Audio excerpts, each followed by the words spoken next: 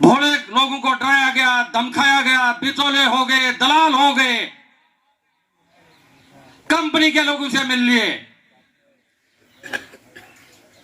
Company के लोगों ने वहां के मुखियाओं को पैसा दे दिया, काश्तकारों को रात को डराया, एक पैसा नहीं मिलना, लाइन जानी है, सेंट्रल गवर्नमेंट की योजना है, रोक नहीं पाओगे आप।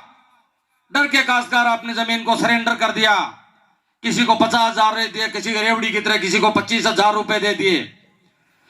और बहुत सारे ऐसे काश्तकार थे जो डटे रहे मुकाबले में। मेरे दो ऐसे काश्तकार थे जिन्होंने 600 गज जमीन के 40-40 लाख रुपए भी लिए। उन्होंने मजबूती से डटे रहे, वो लोग मुकाबला किया उन्होंने।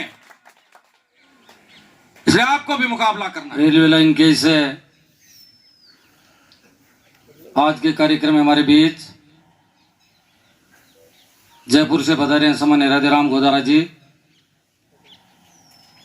हमारे बहुत पुराने साथी रहे हैं। सामान्य झाझड़िया जी, सामान्य सहीराम जी, मैडम तोमर जी, यहाँ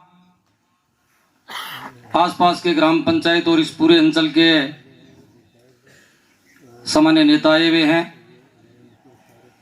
मातृशक्ति और किसान साथी आए हुए हैं। वैसे तो क्योंकि जो सारी बातें उन्हीं बातों को सबको रिपीट करना है। सही राम जी ने कानून के बारे में कुछ बातें आपके बीच में शेयर साझा की।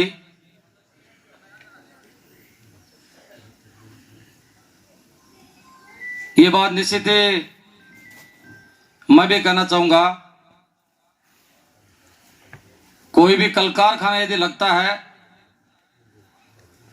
तो उसका फायदा मिलना चाहिए। बरसों बरस से जब से हमारे इस अंचल में ये फैक्ट्री आई है, लोगों को बहुत सारी परेशानियों का सामना इस अंचल में करना पड़ा। कई हजार लोग बेघर हो गए। सारे नाते रिश्ते लोगों के टूट गए। कोई बीकानेर चला गया, कोई कहां चला गया। लोगों के शमशान भूमियां, जिन परिवारों के शमशान हुआ करते हैं, लोग उसको बहुत पवित्र स्थान मानते हैं, वो जगह भी आज उनके पास नहीं है। बड़ा डराया गया है, धमकाया गया है। यह एक सोची समझी चाल थी। गांव के लोगों को अब भी भयभीत कर रखा है।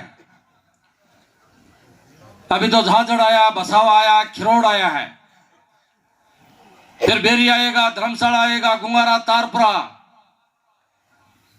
ये एक डर पैदा कर दिया गया। कोई संयंत्र लगता है तो लोगों को मुआवजा मिलता है, लोगों को रोजगार मिलता है। हमारे इस अंचल में किसी भी व्यक्ति को अब तक उस फैक्ट्री की वजह से रोजगार का कारण नहीं मिल पाया। गांव ढाणी का व्यक्ति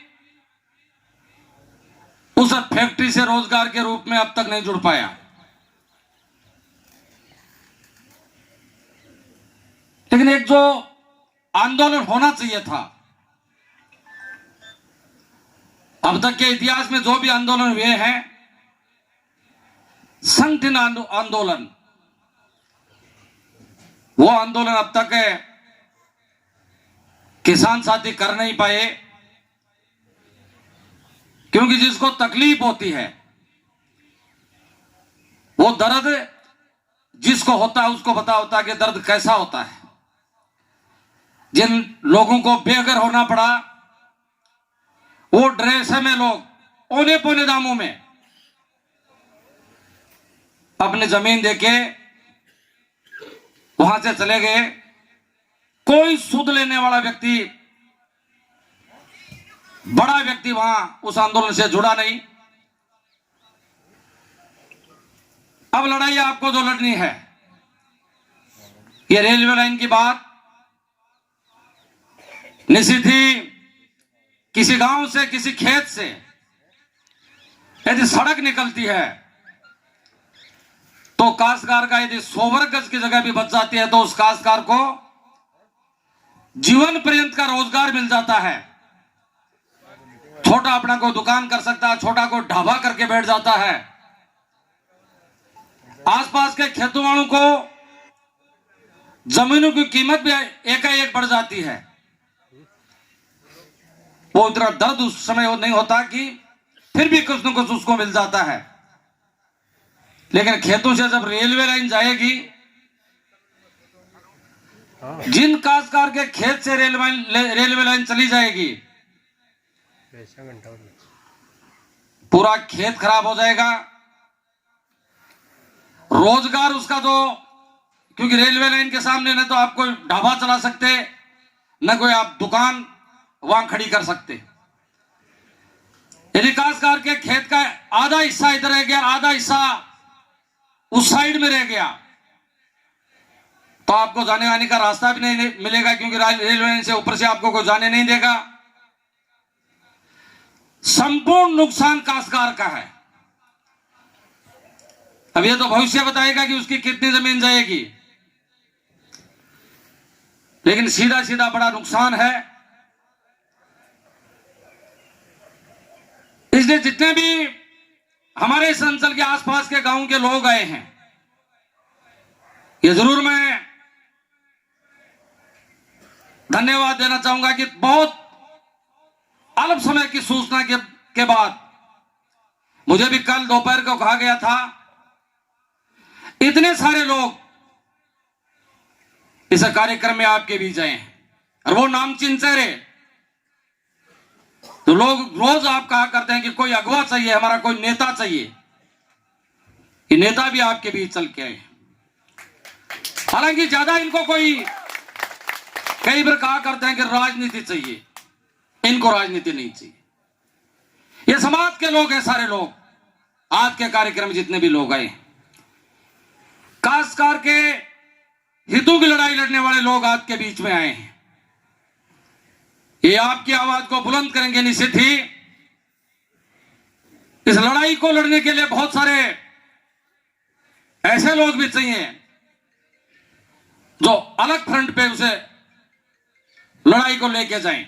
वो लोग आपके बीच में आए हैं, इसके लिए भी मैं इनको बहुत धन्यवाद देना चाहूंगा कि समय लोगों के पास सीमित है। ये निश्चित ही है, आप लोगों के भी अनेक अलग अलग जगह और भी कार्यक्रम रहते हैं, लेकिन उसके उपरांत भी इन किसान साथियों की लड़ाई लड़ने के लिए आप एक अगवा की भूमिका के लिए इसे छोटे से गांव में आए हैं। और खासकर उसे मैं जरूर कहना चाहूंगा कि लड़ाई मजबूत लड़ाई लड़नी पड़ेगी आपको, कोई छोटी लड़ाई नहीं है। ये तेरी मेरी की लड़ाई नहीं है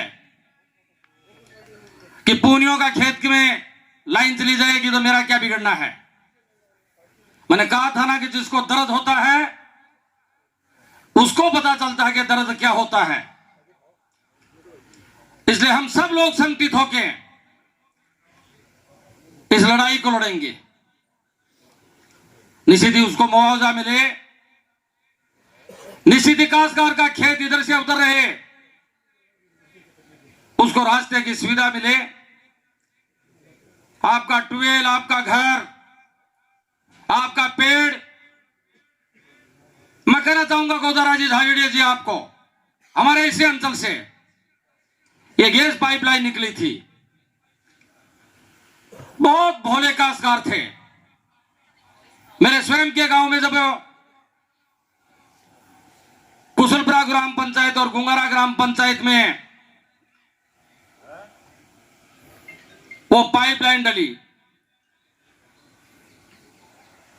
लोगों को गज के अनुसार 100-100 रुपए दे दिए गए थे।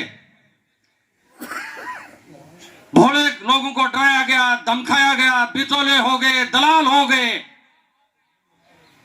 कंपनी के लोगों से मिल लिए। कंपनी के लोगों ने वहां के मुखियाओं को पैसा दे दिया, काश्तकारों को रात को डराया, एक पैसा नहीं मिलना, लाइन जानी है, सेंट्रल गवर्नमेंट की योजना है, रोक नहीं पाओगे आप। डर के काश्तकार अपनी जमीन को सरेंडर कर दिया, किसी को 50,000 दे दिए, किसी को रेवड़ी की तरह किसी को 25,000 रुपए दे दिए।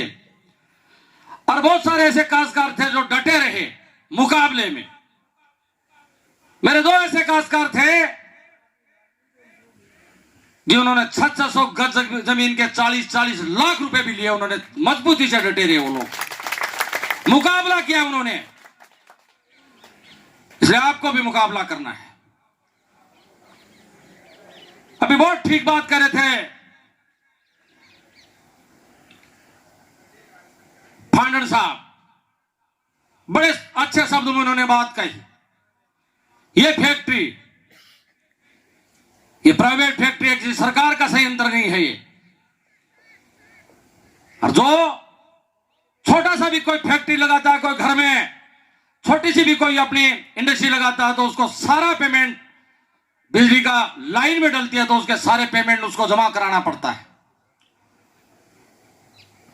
इस फैक्ट्री सीमेंट के मालिक को इस रेलवे लाइन का सारा पेमेंट तय करना पड़ेगा कि अमुक काश्तकार की इतनी जमीन, इतने इसके पेड़, ट्यूबवेल, उसका घर या और कोई बहुत सारी जो असुविधाएं उनको होने की गुंजाइश है, उन सारी गुंजाइशों को तय करना पड़ेगा काश्तकार साथियों के साथ। यदि आप लोग पैरों पे खड़े रहोगे और डटे रहोगे, और डटे रहने के लिए सभी सही राम जी जैसे आपको कह रहे थे, बहुत बढ़िया समय आपके बीच है इस बात के लिए। दो हमारे प्रशासनिक सेवा के बहुत बढ़िया जानकार व्यक्तियों को आज के कार्यक्रम में आपके बीच हैं। सामान्य झाजड़िया साहब और सामान्य गोदारा जी, दोनों रेवन्यू के अधिकारी रहे हैं, बहुत बारीकी से इस चीजों को जानने वाले व्यक्ति हैं। आपको सलाहकार की भी जरूरत है। तीसरे झाजड़िया जी आपसे जुड़ गए सीधे सीधे। हमारे ग्राम पंचायतों के आला मुखिया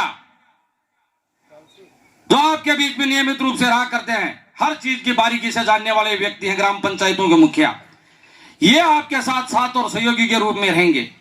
मैं तमाम लोगों से आज के इस कार्यक्रम में, बहुत गरिमामय कार्यक्रम आज का कार्यक्रम है, हालांकि मुझे इतना पता नहीं था कि इतने सारे लोग इस कार्यक्रम में जुड़ जाएंगे, लेकिन कार्यक्रम की भव्यता देखते हुए तमाम लोगों से निवेदन करना चाहूंगा कि ये धरती पुत्र जो अन्न पैदा करने वाले व्यक्ति हैं इस कार्यक्रम में आज में, और जो आपके बीच में आए आपके नेतृत्व करने वाले व्यक्ति भी, वो भी कहीं न कहीं से आपसे जुड़े हुए व्यक्ति हैं। इसलिए आपका ये जो आंदोलन आपने पुनीत काम अपने हाथों में लिया है, हम सब लोग मिलकर इस आंदोलन को सफल करने की पूरी कोशिश करेंगे।